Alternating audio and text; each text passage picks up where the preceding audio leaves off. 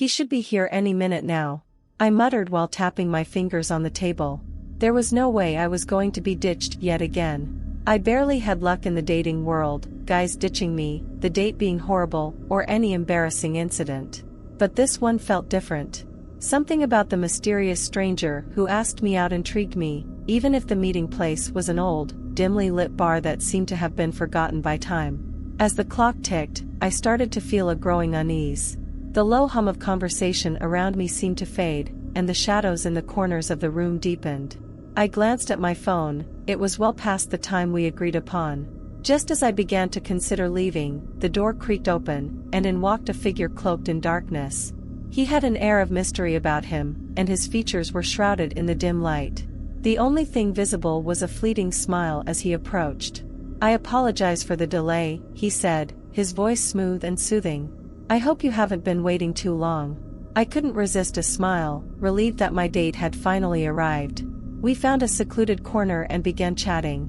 He was charming, and the conversation flowed effortlessly. However, as the night wore on, I started to notice odd occurrences around us. Whispers lingered in the air, and the shadows seemed to dance with a life of their own. I brushed off the eerie feelings, attributing them to my overactive imagination. But when the lights flickered, and the bar plunged into darkness, panic set in. I groped in the blackness, desperately trying to make sense of my surroundings. The whispers grew louder, almost forming words I couldn't comprehend. In the pitch-black void, I felt a hand grab mine. It was him, my mysterious date. "Don't be afraid," he whispered, his voice cutting through the darkness. The lights flickered back on, revealing the bar in disarray. Patrons were disoriented, and the staff looked bewildered. I couldn't shake the feeling that my date knew more than he let on. As I invited him back to my apartment to escape the chaos, a chill ran down my spine. Once inside, I noticed an ominous symbol etched onto the wall, a symbol that seemed to pulse with otherworldly energy. My date's eyes darkened as he recognized the mark. "It's a curse," he admitted solemnly. "You're in danger, and I'm the only one who can help." As we delved into the mystery together, he explained the dark forces that had latched onto me through that cursed symbol. The night took an unexpected turn as we faced malevolent entities, navigating a world where reality and nightmare intertwined. With every step, I questioned the true nature of my mysterious date. Was he a savior or a harbinger of the darkness that now enveloped my life? In the eerie glow of the cursed symbol, our fates became entwined, and the line between ally and adversary blurred in the shadows that clung to the walls of my haunted existence. Days turned into nights filled with unexplainable occurrences. Objects moved on their own, and strange shadows seemed to follow me wherever I went. My mysterious date became a constant presence, offering both comfort and an unsettling sense of foreboding. Together, we pored over ancient texts and consulted cryptic sources to decipher the origin of the curse. Each revelation brought us closer to a solution, but also deeper into a realm where the supernatural and reality collided. One evening, as the sun dipped below the horizon, casting long shadows across my apartment, we uncovered a chilling truth. The curse had been passed down through generations, a dark legacy entwined with my family's history. The symbols on my wall were a gateway to a malevolent force seeking to consume the soul it marked. As we delved deeper into the abyss, my feelings toward my enigmatic companion oscillated between trust and suspicion. His knowledge of the occult and his ability to navigate the supernatural realm were impressive, but a lingering doubt festered within me. Was he truly helping me, or did he have a hidden agenda? One night, unable to shake the uncertainty, I confronted him. His gaze met mine, revealing a depth of sorrow and regret. "I am bound to this curse as well," he confessed. "My quest is to break the cycle, to free myself and those ensnared by its malevolence." With newfound understanding, our alliance strengthened. The journey to break the curse intensified, leading us to forgotten places and forbidden knowledge. Each step brought us closer to a final confrontation with the ancient force that sought to claim our souls. As we stood on the precipice of an otherworldly realm, the air thick with tension, the symbols on my wall began to pulsate with an ominous glow. The malevolent force emerged, a manifestation of centuries-old darkness hungry for retribution. In the heart of the supernatural tempest, my mysterious companion and I faced the ultimate test. We unleashed incantations and wielded mystical artifacts against the encroaching abyss. The battle between light and shadow raged, and the very fabric of reality trembled. In a climactic moment, we discovered the key to breaking the curse, a sacrifice born out of love and redemption. The symbols on the wall quivered as we embraced the inevitable, ready to confront the darkness that had haunted us for so long. As the curse shattered, the malevolent force dissipated, leaving us standing amidst the remnants of our shared struggle. The shadows that once clung to my existence retreated, and the apartment felt lighter as if a weight had been lifted. In the aftermath, my mysterious companion vanished into the night, his enigmatic presence fading into the shadows. I was left with a newfound appreciation for the thin veil that separates our world from the supernatural and the realization that sometimes, salvation comes from the most unexpected sources. As I surveyed the now calm apartment, the symbols on the wall faded into obscurity. The echoes of our journey lingered, a haunting reminder of the thin line between the ordinary and the extraordinary.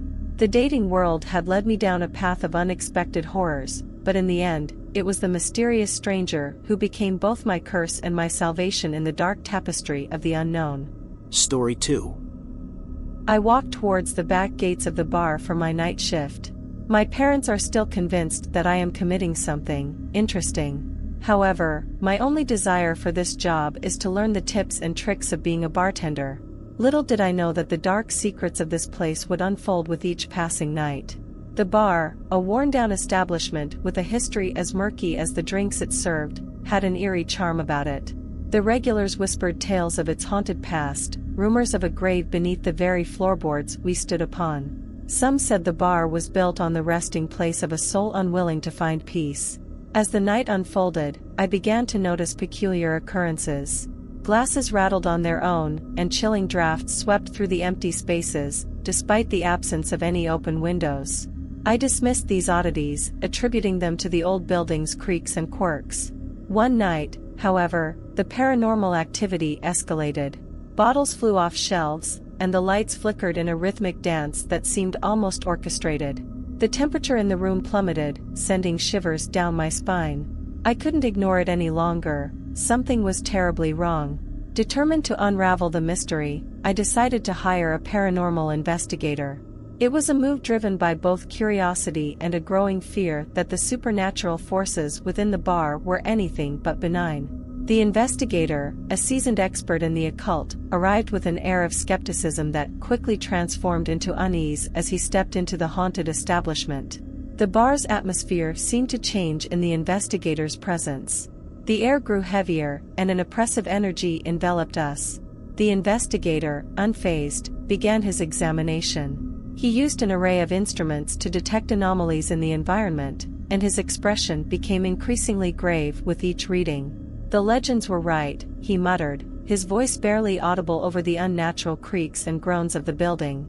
There's a malevolent force at play here. It's tied to the very foundation of this place. I nodded, swallowing the lump in my throat. Can you do something about it?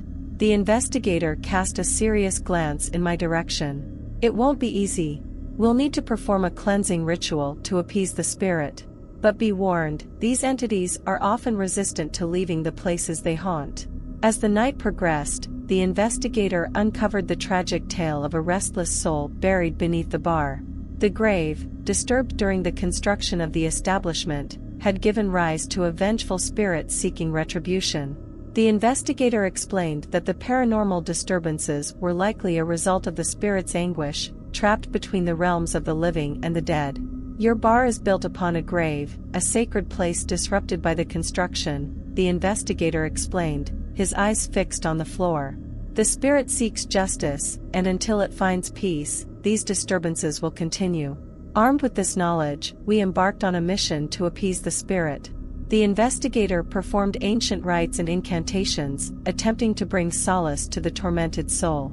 The air crackled with an otherworldly energy as we delved into the supernatural realm. The haunting manifestations intensified, testing the limits of our resolve. The investigator, now deep in concentration, spoke words that resonated with an ancient power. Shadows danced across the walls, and an icy wind swept through the room, carrying with it the weight of centuries-old grievances. Yet, with each ritual, the spirit's presence seemed to wane. It was as if the centuries-old anguish was slowly lifting, replaced by an eerie calm. The investigator, beads of sweat on his forehead, finally stepped back, his gaze fixed on the now quiet bar. Finally, as the first light of dawn crept through the windows, the investigator declared, "The curse is broken. The spirit has found peace." The bar, once a haven for paranormal activity, now stood silent. The oppressive atmosphere had lifted, and the lingering chill in the air dissipated. The investigator bid me farewell, leaving me to contemplate the events that had unfolded in the haunted establishment. As I closed the doors behind me, I couldn't shake the feeling that the bar held more secrets than I could fathom. The scars of its haunted past were etched into the walls, a reminder that sometimes, the thirst for knowledge could lead to the uncovering of the darkest, most supernatural truths lurking beneath the surface. Months passed, and the bar seemed to have found a new lease on life.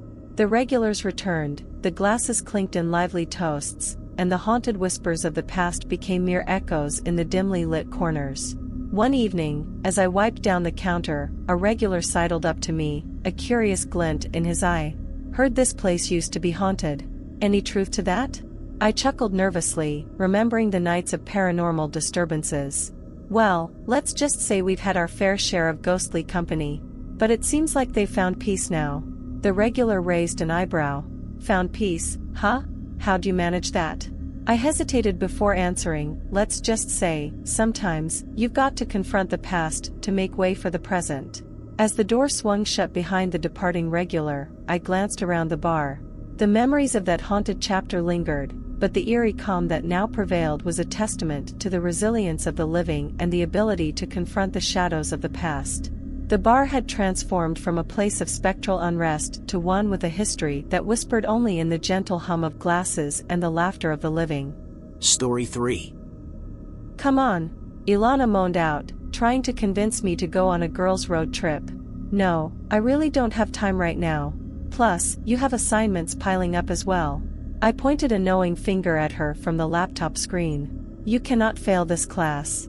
Ilana let out an exasperated sigh, laying on the bed while saying, "Listen, I know things have been tough after you broke up with your crazy ex Jacob, but you can't let him control you like this." I was about to retaliate, but unfortunately, she was right. I have been struggling to go out because of Jacob's obsessive tendencies, and it has been so long since a girls' trip. "Oh, all right, I can make room to go out on the weekend." "Excellent. I'll give you all the details by tonight." Later that night, we discussed all the details and plans that we had. I quickly packed a suitcase with a few clothes and headed out to Alice's truck. I was ready to wind down and have some fun. The crisp air and the hum of the road were a welcome change from the stifling atmosphere that Jacob's presence seemed to cast over my life. As we ventured further from the city, the tension that had gripped me began to loosen. I laughed and sang along to the radio, and for a moment, I felt free. The destination was a secluded cabin nestled deep in the woods. A perfect getaway to forget the troubles that haunted me. The girls' trip was shaping up to be the remedy I desperately needed. However, fate had other plans. "I need to desperately pee, please." Patricia was begging us to make a stop at the bar a few roads ahead. "All right, fine." Alice sighed, knowing that we all needed a break from the trip. As we arrived, the rustic charm of the bar greeted us, surrounded by the tranquility of the forest. We settled in, unpacking our bags and making plans for a weekend of relaxation. The worry lines that had etched themselves onto my face slowly faded away. However, little did I know that Jacob had been keeping a closer eye on me than I ever imagined. While sipping on my mocktail, the joy of the girls' trip soon turned into a chilling realization when I received a text message that sent shivers down my spine. "I know where you are." The blood drained from my face as I read those words.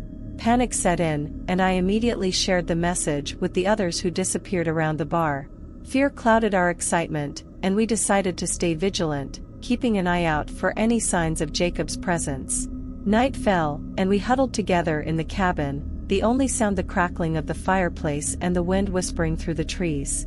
Sleep was elusive, as every creak and rustle outside heightened our anxiety. I couldn't shake the feeling that Jacob was lurking in the shadows, waiting for the perfect moment to strike.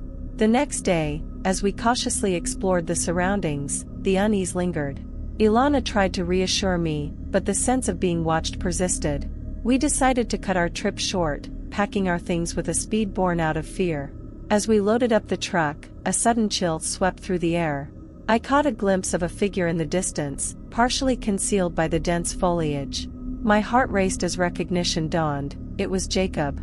Panic seized me, and I stumbled backwards, urging the others to get in the truck. The engine roared to life, and we sped away from the cabin, leaving behind the haunting specter of my crazed ex. "I saw you at the bar," he texted a few minutes later. "You can never run away from me." The return journey was tense, the shadows of the trees seeming to reach out and grab at us. I couldn't shake the feeling that Jacob was still lurking, plotting his next move. The safety of the city felt like a distant haven. Back home, the nightmare continued. Security measures were heightened, and I lived in constant fear of encountering Jacob at every turn. The girls' trip, meant to be a reprieve, had become a harrowing ordeal. Ilana and the others rallied around me, offering support and devising a plan to ensure my safety. Restraining orders were filed, and security measures were beefed up. The haunting specter of Jacob, however, continued to cast a dark shadow over my life. As the days turned into weeks, the paranoia lingered. Every unfamiliar face, every unexpected noise, sent my heart racing. The wounds inflicted by the crazy ex ran deep, leaving scars that not even the comfort of friends and the passage of time could fully heal. The girls' trip, meant to be an escape, had unwittingly drawn Jacob's attention. The horror of being stalked and ambushed in the tranquility of the woods was a chilling reminder that sometimes, the past refuses to stay buried, and the nightmares we seek to escape have a way of finding us again. Months passed, and the anxiety slowly waned. The restraining orders were held, and there was no sign of Jacob. Life seemed to return to a semblance of normalcy. Still, the scars remained, etched not just on my psyche but on the walls of my once secure haven.